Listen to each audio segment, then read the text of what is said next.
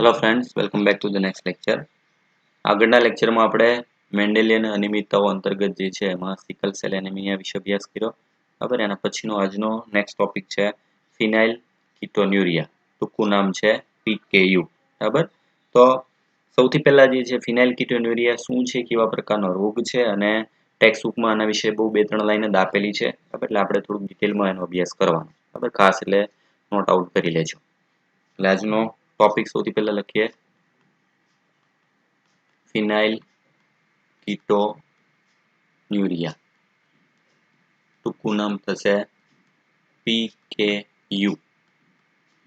નામ ટૂંકું નામ પણ સાથે યાદ રાખવાનું. સૌથી પહેલા ફિનાઇલ કીટોન્યુરિયા જે છે એનો અર્થ શું થશે, કેવા પ્રકારની ખામી જે છે શેના લીધે થાય છે જોઈએ. તો ફિનાઇલ કીટોન્યુરિયા જે છે એનો અર્થ આવી રીતે થશે: એવી જનીનિક ખામી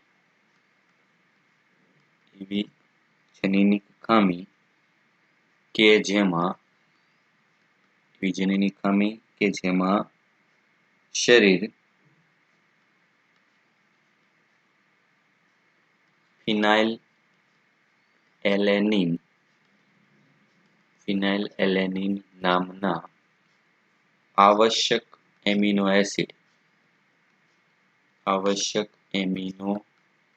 એસિડનો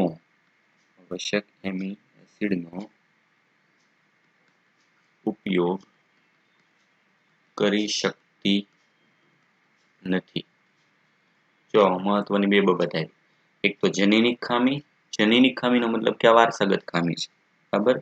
શરીરમાં જરૂરી એક એમિનો એસિડમાંનો એક એમિનો એસિડ છે ફિનાઇલ એલેનિન. 20 માંથી એક ફિનાઇલ એલેનિન નામનો એક એમિનો એસિડ છે, અને આ એમિનો એસિડ આવશ્યક એમિનો એસિડ છે. સૌથી પહેલા તો તમને ખબર હોવી જોઈએ કે આવશ્યક એમિનો એસિડ એટલે શું.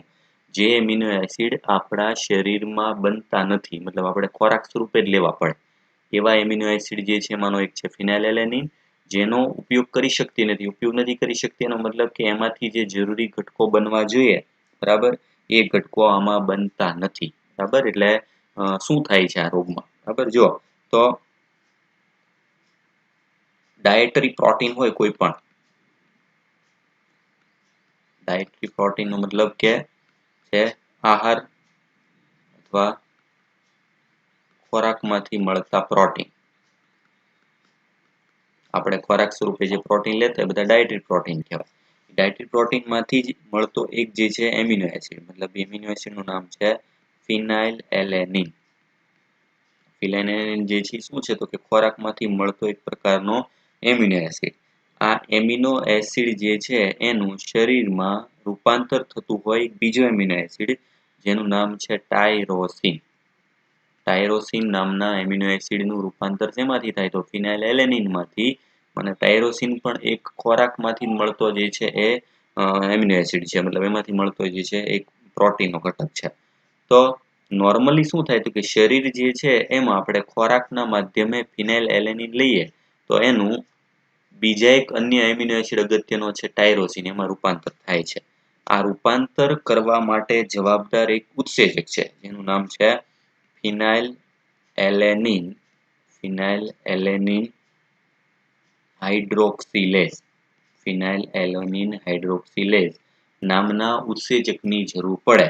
બરાબર. મતલબ કે આ ઉત્સેચક હોય તો જ ફિનાઇલ એલેનિન માંથી ટાયરોસિન નામનો એમિનો એસિડ બને. બરાબર. આ રોગમાં શું થાય છે? બરાબર. આ રોગ જે છે એમાં જનીનિક ખામીના લીધે આ ઉત્સેચક મતલબ ઉત્સેચક શું હોય તો કે પ્રકારનો પ્રોટીન, આ ઉત્સેચકનું નિર્માણ થતું નથી. આ ખામીનું મેઇન કારણ શું તો કે આ ઉત્સેચકનું નિર્માણ નથી થતું. ઉત્સેચકનું નિર્માણ ના થાય એટલે સ્વાભાવિક છે કે આ આખી પ્રક્રિયા જે છે અટકી જાય. એના લીધે શું થાય તો કે એક તો શરીરમાં ટાયરોસિન નહીં બને એટલે ટાયરોસિનમાંથી બનતા બીજા ઘટકો પણ નહીં નિર્માણ થાય. બરાબર. અને સાથે સાથે જે છે ફિનાઇલ એલેનિન તેનું રુધિરમાં પ્રમાણ વધે છે. રુધિરમાં પ્રમાણ વધતી જાય ને, રુધિરમાં પ્રમાણ વધે એટલે સ્વાભાવિક છે કે મૂત્રમાં પણ તેનો જથ્થો વધે. ફિનાઇલેલેનિનનો અથવા એમાંથી બનતા બીજા ઘટકોનો મૂત્રમયનો ત્યાગ જે છે વધારે થવા માંડે, બરાબર. એટલે આ જે છે એની મુખ્ય જે છે ખાસિયત આ રોગમાં શું જોવા મળે. ટાયરોસિન જે છે એમાંથી ભવિષ્યમાં જે છે મેલેનિન બનવાનું હોય, એક ચામડી માટેનો જવાબદારી ઘટક છે. એમાંથી કેટલાક ચેતાતંત્ર સંબંધિત અંતસ્ત્રાવો જે છે એમાં ન્યુરોટ્રાન્સમીટર તરીકે ડોપામાઇન બનવાનું હોય, આ બધું બંધ થઈ જશે. શું કામ? કારણ કે ફિનાઇલેલેનિન જે છે એ બનતો નથી, બરાબર. સોરી, ફિનાઇલેલેનિન છે પણ એમાંથી ટાયરોસિન બનતો નથી. એટલે ખાસ યાદ રાખવાનું શું છે કે આ રોગમાં ફિનાઇલેલેનિન નું ઉપયોગ આપણે નથી કરી શકતા. જો ખાસ એનો ઉપયોગ કરી શકતા નથી, એનું પ્રમાણ વધી જાય શરીરમાં, બરાબર. એના લીધે કેટલીક સાઈડ ઇફેક્ટ જોવા મળશે અને એમાંથી જે બનવું જોઈએ, મતલબ કે ટાયરોસિન જે બનવું જોઈએ એ બનતું નથી અને એના લીધે એની આગળની બધી પ્રક્રિયાઓ જે છે એ અટકી જાય, બરાબર. એટલે આ છે મુખ્ય કારણ. હવે મેઇન મહત્વનું છે કે જનીનિક ખામી છે તો એમાં કયું જનીન જવાબદાર છે અને જનીન કયા રંગસૂત્ર પર આવેલું છે, જેના લીધે આ ઉત્સેચક બનતો નથી. ઉત્સેચકનું નામ આપેલું નથી ટેક્સ્ટમાં. યાદ રાખવાનું છે કયો ઉત્સેચક? ફિનાઇલેલેનિન હાઇડ્રોક્સિલેઝ, બરાબર. જેનું હાઇડ્રોક્સિલેશન જળ વિભાજન કરી શકે એવો ઉત્સેચક આમાં બનતો નથી. એટલે આખી એના પછી નેક્સ્ટ જે આવશે આવશ્યક એમિનો એસિડ જે છે આ કયો છે જેના લીધે આ ભાગ જે છે એ નિર્માણ થતું નથી. આગળ આવ્યું છે પણ ટૂંકમાં જણાવી દઉં. આવશ્યક એમિનો એસિડ. આવશ્યક એમિનો એસિડ નો મતલબ શું? બરાબર, તો કે જે એમિનો એસિડ શરીરમાં બનતો નથી, શરીરમાં જે એમિનો એસિડ બનતો નથી, જેને ફરજિયાત ખોરાકના માધ્યમથી લેવો પડે છે, એવો એમિનો એસિડ જે છે ને કહેવાય આવશ્યક એમિનો એસિડ. એનું એક ઉદાહરણ છે આપણે આમાં જરૂરી ફિનાઇલેલેનિન. ફિનાઇલેલેનિન એમિનો એસિડ કેવો છે? બરાબર, આવશ્યક એમિનો એસિડ, ઇસેન્શિયલ, બરાબર. ઇસેન્શિયલ અને નોન ઇસેન્શિયલ એવા બે પ્રકાર આવે. એમાંનો આ કયો પ્રકાર છે? ઇસેન્શિયલ, એટલે કે આવશ્યક એમિનો એસિડ જે છે પ્રકાર છે, બરાબર. હવે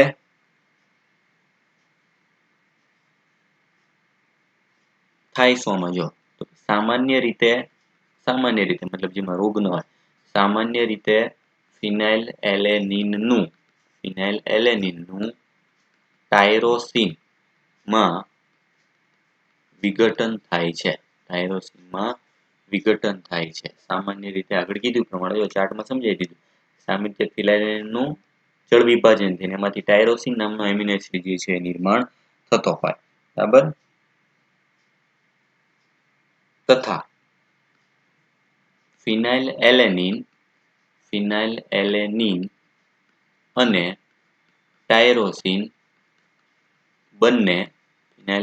અને ટાયરોસિન બંને શરીરમાં કેટલાક મહત્વના ઘટકો માટેના મુખ્ય પ્રક્રિયકો છે.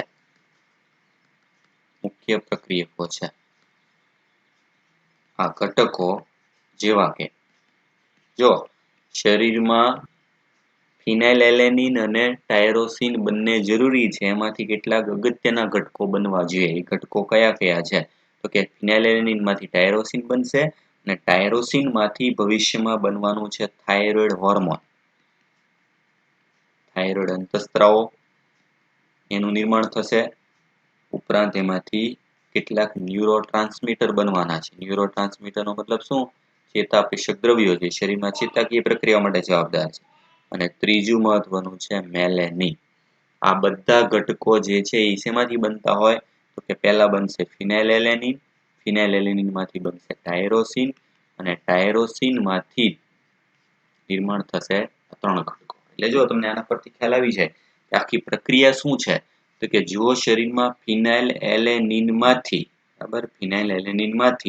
ટાયરોસિન ન બને, આ પ્રક્રિયા અટકી જાય, બરાબર. આ પ્રક્રિયા અહીંથી આગળ ન થાય તો ટાયરોસિન માંથી બનનાર થાઇરોઇડ અંતસ્ત્રાવો, ન્યુરોટ્રાન્સમીટર મેલેનિન જે ચામડીના રંગ માટે જવાબદાર છે, આ બધું જે છે એ અટકી જાય. આ બધું અટકી જાય એનો મતલબ કે એને સંબંધિત બધી ખામીઓ જે છે આમાં સર્જાવાની છે, બરાબર. એટલે એના લીધે ફિનાઇલેલેનિનમાં આ સંબંધિત બધા જે છે લક્ષણો જોવા મળશે. આપણે એને ચાર્ટ સ્વરૂપે જે સમજી લે, બહુ સિમ્પલ સ્ટેપ છે, બરાબર. જેમ કે આગળ કીધું પ્રમાણે ફિનાઇલ એલેનિન નામનો જે મુખ્ય એમિનો એસિડ એમાંથી બનવું જોઈએ ટાયરોસિન.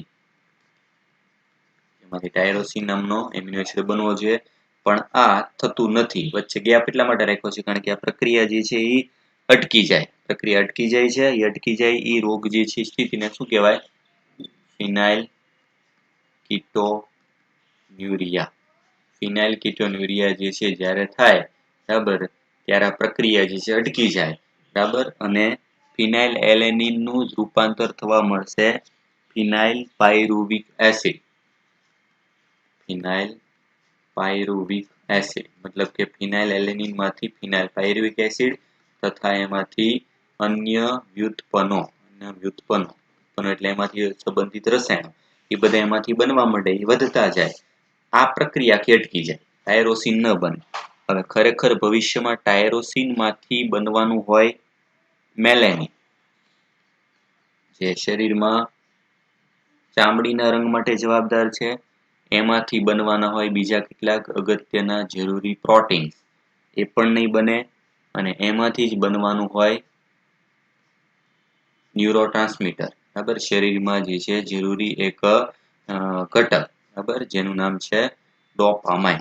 ડોપામાઇન જે છે એની ઉણપ થશે, શરીરમાં જરૂરી એક ન્યુરોટ્રાન્સમીટર થશે ડોપામાઇન. આ શું થશે? એક પ્રકારનું ન્યુરોટ્રાન્સમીટર, ચેતા પ્રેષક દ્રવ્ય.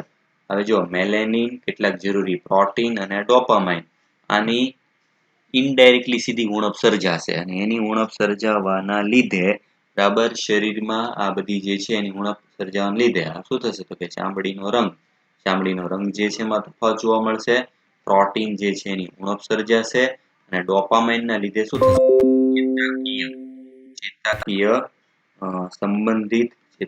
સંબંધિત કેટલીક જે છે ખામીઓ, ચેતાતંત્ર સંબંધિત કેટલીક ખામીઓ જે છે એનું આમાં નિર્માણ થશે. સાથે સાથે ફિનાઇલ પાયરુવિક એસિડ, અન્ય વ્યુત્પન્નો અને ફિનાઇલ એલેનિન એનું પ્રમાણ જે છે એ શરીરમાં વધી જશે, બરાબર, કારણ કે એનું વિઘટન થવું જોઈએ.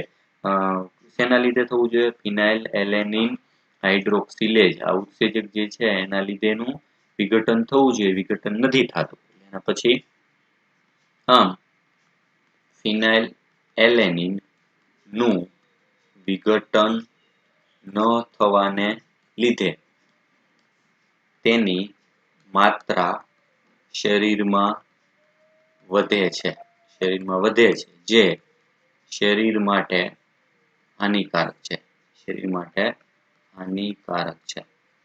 શરીરમાં ફિનાઇલ એલેનિનનું પ્રમાણ વધી જાય, બરાબર, અને સાથે ઉપરાંત ટાયરોસિનનું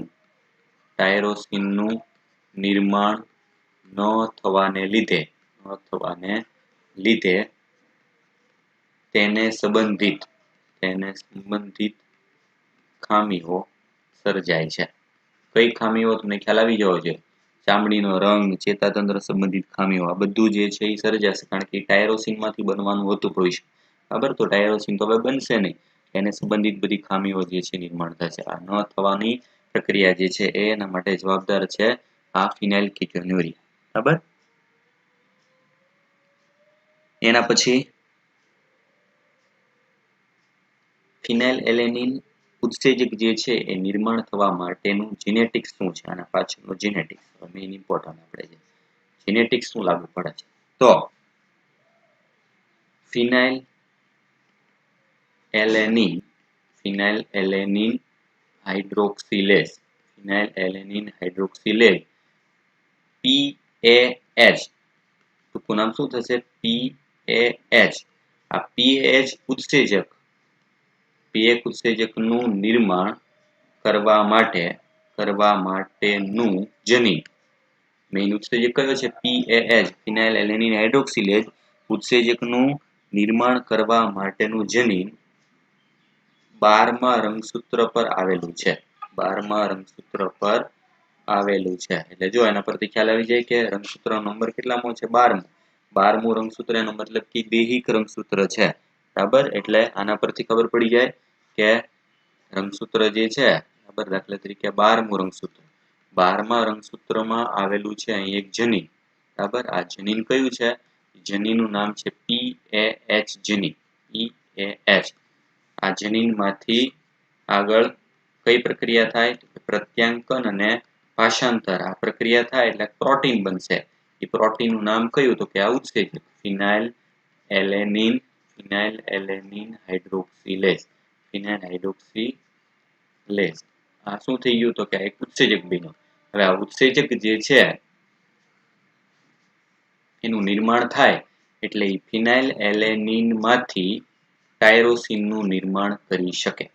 હવે થાય શોમાં? જો તો કે નોર્મલી જે જનીન હોવું જોઈએ, બરાબર, નોર્મલી જે જનીન હોવું જોઈએ, આ જનીન જે છે એ પ્રભાવી સ્થિતિમાં હોય, બરાબર. આ પ્રભાવી જનીન છે, બરાબર. એ સ્થિતિમાં હોય તો આ બધી પ્રક્રિયા થશે. ફિનાઇલ કીટોન્યુરિયામાં શું થાય? તો કે PKU જે છે એમાં પ્રચ્છન્ન જનીન જેને આપણે સ્મોલ p દર્શાવી શકાય, સ્મોલ p ની હાજરી હોવાથી આ ઉત્સેચક નિર્માણ થતો નથી. જો નોર્મલી જે જનીન જે છે પ્રભાવી જનીન કેપિટલ P, કયો થશે? પ્રભાવી જનીન. પ્રભાવી જનીન હશે તો આ પ્રકારનો ઉત્સેચક બનશે. પણ એની જગ્યાએ જ્યારે પ્રચ્છન્ન જનીન આવી જાય જે સ્મોલ p છે એના લીધે ઉત્સેચક બને નહીં, અને ઉત્સેચક ન બને એટલે સ્વાભાવિક છે આગળની આ બધી પ્રક્રિયા અટકી જાય, બરાબર. એટલે પ્રક્રિયા જે છે અટકી જવાને લીધે ઉત્સેચક નિર્માણ થતો નથી. આથી શું થશે? ફિનાઇલ એલેનિન નું પ્રમાણ શરીરમાં વધે છે. શરીરમાં ફિનાઇલ એલેનિન નું પ્રમાણ વધવું એના માટે એક બાયોલોજીકલ શબ્દ થશે હાઇપર ફિનાઇલ એલેનેમિયા. જેમ સિકલ સેલ એનેમિયા હતું, થેલેસેમિયા શબ્દ છે, એવી રીતે હાઇપર ફિનાઇલ એલેનેમિયા આ સ્થિતિનું જે છે બીજું નામ થશે. PKU માટે બીજો શબ્દ કયો આવશે? હાઇપર ફિનાઇલ એલેનેમિયા. નો અર્થ થશે ફિનાઇલ એલેનિન નું વધુ પ્રમાણ હોવું, બરાબર. આ સ્થિતિ જે છે પ્રેરાશે, બરાબર. એટલે કારણ શું છે? બરાબર, 12મું રંગસૂત્ર હોવાથી. આમ 12મા રંગસૂત્ર પર પ્રચ્છન્ન જનીન ની હાજરી હોવાથી આ ખામી સર્જાતી હોય છે. આમ આ ખામી કેવી થશે? તો કે આ ખામી દૈહિક પ્રચ્છન્ન ખામી છે. દૈહિક પ્રચ્છન્ન ખામી છે. આ ખાસ ઇમ્પોર્ટન્ટ, બરાબર. આ ટેક્સ્ટબુકમાં તમારે પહેલી જ લાઈનમાં દર્શાવેલું છે કે ફિનાઇલ કીટોન્યુરિયા એ કેવા પ્રકારની ખામી છે? દૈહિક રંગસૂત્ર, કારણ કે 12મા રંગસૂત્ર પર છે અને 12મા રંગસૂત્ર જે છે એમાં પ્રચ્છન્ન જનીન જ્યારે આવી જાય ત્યારે આ પ્રકારની ખામી સર્જાય. જો એમાં પ્રભાવી જનીન હોય તો સામાન્ય સ્થિતિ હોય, બરાબર, એની જેમ જ તે જે છે એ બધી પ્રક્રિયાઓ થતી હોય. પણ પ્રચ્છન્ન ખામીના લીધે આ જનીન જે છે એ ચોક્કસ પ્રકારના ઘટકોનું નિર્માણ કરી શકતા નથી, બરાબર. એના લીધે ફિનાઇલ એલેનિન જે છે એનું પ્રમાણ જે હોવું જોઈએ એની કરતા રુધિરમાં ખૂબ જ જે છે એનું પ્રમાણ વધી જાય, અને વધુ રુધિરમાં પ્રમાણ વધે સ્વાભાવિક છે કે મૂત્ર દ્વારા જે છે એનું પ્રમાણ બહુ વધારે પડતા જે છે એ નિર્માણ થશે, બરાબર. એટલે દૈહિક પ્રચ્છન્ન ખામી હોવાથી આગળની જેમ જ આમ માતા પિતા જ્યારે બંને આ રોગ માટે વાહક હોય, એટલે કઈ સ્થિતિ? વિષમ યુગ્મ, ત્યારે જ આ ખામી બાળકોમાં જોવા મળે છે. આગળની જેમ જ્યારે માતા પિતા બંનેમાં રોગ માટેના વાહક હોય એનો મતલબ કે એક સામાન્ય જનીન હશે, એક જે છે એ હાનિકારક જનીન હશે, ત્યારે બેયમાંથી જ્યારે વિષમયુગ્મી સ્થિતિમાં જ્યારે ખરાબ જનીન બેયમાંથી વારસા મળે તો જ બાળકોમાં આ પ્રકારનો રોગ જે જોવા મળે. એટલે આ રોગ થવાની સંભાવના ખૂબ જ ઓછી છે, બરાબર. બંને જનીન જે છે એ હાનિકારક હોય ત્યારે જ જે છે આ રોગ જોવા મળે, બરાબર. બાકી જે છે એની સંભાવના ઓછી છે. એટલે આગળની જેમ જ સામાન્ય વ્યક્તિ જે છે એનો મતલબ શું થશે? તો કે એમાં જવાબદાર રંગસૂત્ર જે છે બંધારણ જે છે આપણે એના માટે દાખલા તરીકે સંજ્ઞા લઈએ કેપિટલ પી. જ્યારે બંને કેપિટલ પી એટલે કયું થશે આ સમયુગ્મી પ્રભાવી. જ્યારે આવું જનીન હાજર હોય બંને કેપિટલ પી ત્યારે એ વ્યક્તિ સામાન્ય હશે. વાહક વ્યક્તિ તો કે એમાં એક જનીન જે છે કેપિટલ પી છે, બીજું જનીન સ્મોલ પી છે. એનો મતલબ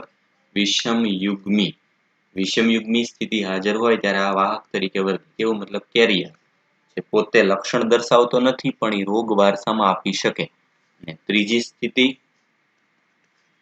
પીકેયુ ખામી યુક્ત વ્યક્તિ.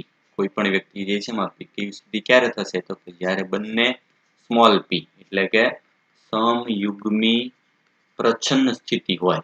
બંને જનીનો જ્યારે એમાં સ્મોલ પી આવેલા હોય ત્યારે જ એમાં પીકેયુ ખામી છે જોવા મળે. એટલે આવી સ્થિતિ જે છે આપણે આગળ ભણી ગયા એ પ્રમાણે સેમ જે છે સિકલ સેલ જે છે એની જેમ આમાં પણ બંને જ્યારે ખામીયુક્ત જનીન વારસામાં મળશે ત્યારે જ માત્ર જે છે આ રોગ જોવા મળે. બરાબર, એટલે આ થઈ ગયું એના પાછળનું જીનેટિક્સ. હવે ખાસ લક્ષણો કે આ રોગમાં લક્ષણો શું જોવા મળે. લક્ષણોમાં મેઇન લક્ષણો જે છે જોઈ લે તો ખાસ કરીને જે વ્યક્તિ બરાબર ખામીયુક્ત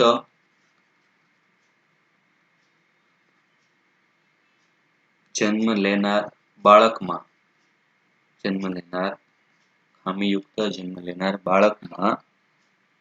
ચામડી તથા આંખનો રંગ વાદળી પડતો જોવા મળે છે. જો નોર્મલી ફિનાઇલેલેનિન જે છે એનો રંગ વાદળી જેવો હોય, બરાબર, મતલબ કે બ્લુઇશ કલર જે છે જોવા મળે. એટલે વાદળી બ્લુ કલરનો કલર એના ચામડીમાં અથવા એની આંખોમાં જોવા મળે. બરાબર, જે જન્મ લેનાર બાળકમાં પીકેયુ હોય એવી સ્થિતિમાં એની ચામડીનો રંગ જે છે થોડોક વાદળી જોવા મળે. આંખો જે છે એનો રંગ પણ થોડોક વધારે જે છે વાદળી જોવા મળે. જે સામાન્ય રીતે એના ફેમિલીમાં ન હોય, માતા પિતા કોઈને ન હોય ને એની ચામડીમાં બાળક જે છે એમાં આવો રંગ જોવા મળે તો મતલબ કે એમાં પીકેયુ જે છે થવાની સંભાવના હોઈ શકે. બરાબર, પછી બીજા લક્ષણો જેમ કે ઉલટી, ચામડી પર ડાઘ, ચામડી પર કેટલાક જે છે ડાઘ જેવો ભાગ જે છે જોવા મળે.